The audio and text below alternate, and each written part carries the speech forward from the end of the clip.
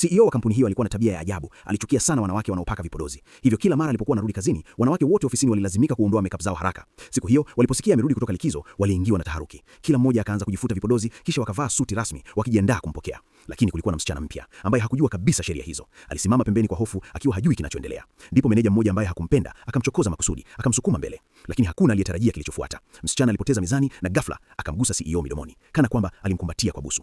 Ukumbi mzima ukaganda. Kila mtu alishangaa.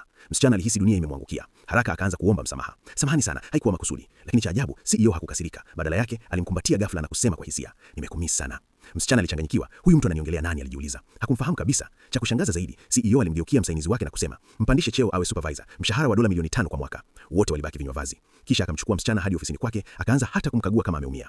Msichana akiwa bado hajapata majibu, alijaribu kuuliza kuhusu hilo ongezeko la mshahara, lakini ghafla CEO akamwegemea begani na kulala usingizi. Dakika chache baadaye, macho yake yakamulika kwa mwanga wa ajabu. Akaamka ghafla, lakini safari hii alikuwa mtu tofauti kabisa. Alimkazia macho msichana kwa hasira. "Umeingiaje ofisini kwangu bila ruhusa?" Msichana alishtuka. Huyu si yule wa dakika chache zilizopita. CEO akampigia simu msaidizi wake na kusema, "Mfukuze kazi mara moja."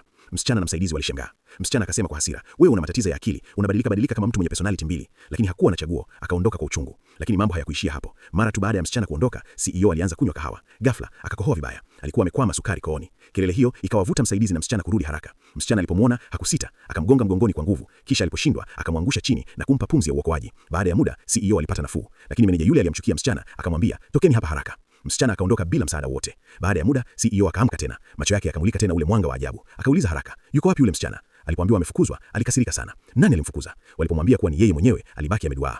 Ndipo aligundua ukweli wa kutisha. Alikuwa na nafsi mbili. Ili kuhakikisha nafsi yake nyingine haimdhuru msichana, alisaini mkataba maalum. Ikitokea nimemfukuza, mali zangu zote ziende kwake. Msaidizi wake alishangaa sana. "Kwa nini unamjali sana msichana wa kawaida hivyo?" CEO akamjibu kwa ukali, "Kwa sababu yeye ni mke wangu."